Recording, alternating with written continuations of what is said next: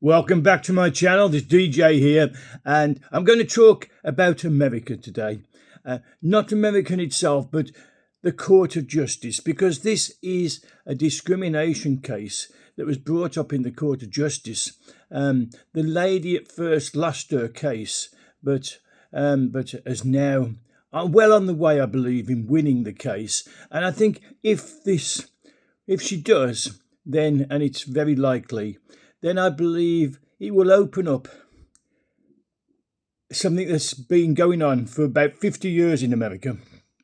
And it will open it up for the majority. And what I'm talking about, well, I'll go into the case. In the USA, justices will make a decision in Ames versus IO Department of Youth Services, and they'll make this decision later on this year in the summer months. Now, let me tell you what the claim is. A woman's claim that her workplace discriminated against her because she's straight could be the case that this will open the doors to making it easier for people in the majority groups, such as white people, heterosexual people, people that are men, and to be able to file discriminatory pursuits and lawsuits against discriminatory practices against them. Now, the Supreme Court in the USA seems to have appeared to agree with some of Marlene Ames, AIMES, arguments in her pursuit to file a discrimination lawsuit against her employer, the IO Department of Youth Services. During the oral arguments on Wednesday, the 25th of February 2025, so yesterday, Marlene says her boss, a gay woman, passed her over for promotion and instead gave it to another gay woman who was less qualified. Miss Ames said she was then demoted, and a gay man who was also less qualified was given her position. So she didn't get the promotion, then she lost her own job.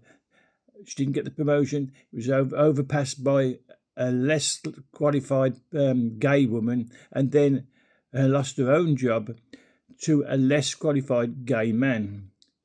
This is Marlene Ames, was 20 years employed there for 20 years. She had great reviews, and then all of a sudden, she's not hired. All of a sudden, she's not hired. And someone else is hired who's gay and doesn't have her level of college experience and didn't even want the job. The woman who got the job, the gay woman who got the job, didn't want the job. This is what Justice Sonia Sotomayor, Sotomayor,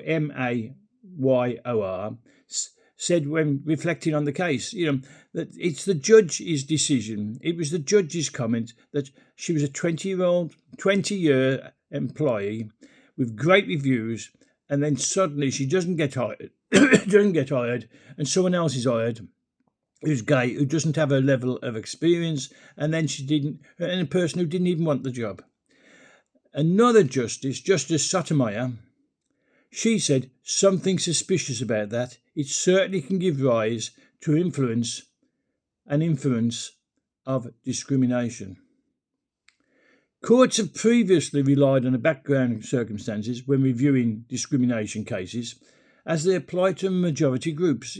They look at background circumstances. These standards require a person in a majority group to show their employer is the unusual one that discriminates against members of the majority groups. So it's up to the person discriminated, if they're white, if they're heterosexual, if they're male, maybe female, they've got to prove that their employer was the unusual one who discriminates against majority groups. This doesn't occur if you're from a minority group. And so it's been a case in America that you didn't get a chance of winning a case of discrimination if you happen to be a member of the majority group. These standards were set in 1981 and are used in more than half of the country's federal appeal courts. The Sixth Circuit Court of Appeals used the standards when reviewing and ultimately deciding against Marlene Amis in her case. However, the justices in the Supreme Court appeared mostly to agree that it's unfair to apply higher standards to those in majority groups when it comes to discrimination cases. Well, of course it's unfair. It should be a level playing field, and the person the most qualified for the job should get the job. This is why we're seeing in America now, they've had an aircraft crash after takeoff, and it was hit by an helicopter. And it was said that there is suspicion that because the staff involved in monitoring the air were promoted because of their race or their sexual orientation rather than their ability to do the job. That puts people's lives at risk when they shouldn't be at risk because of diversity, equity, and inclusion. If the court agrees, it could make it easier for white people to bring claims of racial discrimination as a result of diversity, equity, and inclusion policies, something President Donald Trump, is determined to dismantle in his administration. And within the first few days of taking office, Trump signed executive orders forcing all federal agencies and departments to get rid of DEI policies, IOs, and departments, DEI.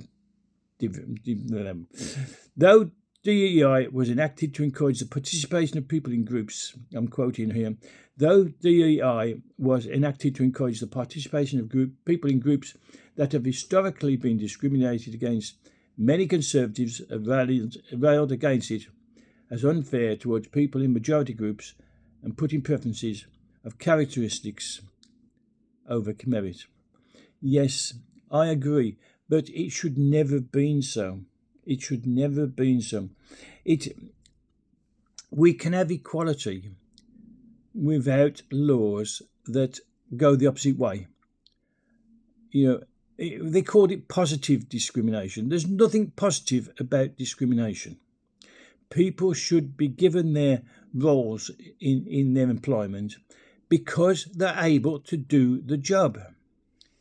Now, many of you may know I was married in 1975 to a young lady I met in the end of 71, beginning of 72. We met up again in February 72. I was in Gibraltar and I came back to Britain and met her again, and we got on famously. And we had the same ideas, the same thoughts, and we got together, we married, we had 2 children, we had careers, we had a lovely home, where everything was going for us. Unfortunately, she got a brain tumour and she died in 1996. But from 72 until 96, 24 years together, we had a wonderful marriage and we both respected and helped each other in our careers. My wife was black. She was from Jamaica. She came over to Britain in the end of 64, beginning of 1965. Wonderful woman. A woman who never, ever wanted to ever go back to Jamaica. She loved England. She loved this country. And she worked hard in this country. And she got jobs and then her own business on her own merits. And never thought ever of thinking I should have positive discrimination in my favour because I'm black. In fact, I don't think we ever discussed her colour. I don't think we ever realised she was black or I was white. We were just a happy, loving couple. That's how it should be. So your comments are always welcome. You're pressing the like button makes me happy, and you want to make me happy. And don't forget that subscribe button because I need your subscriptions. It keeps me going. It keeps these quick bulletins going. So press the submit. It doesn't cost you a penny. It doesn't even cost you a cent. It doesn't even cost you a rupee. It's totally free. So please press that subscribe button and make your comments known. So until the next one, which will be later on today, I'm going to say goodbye for now and see you later.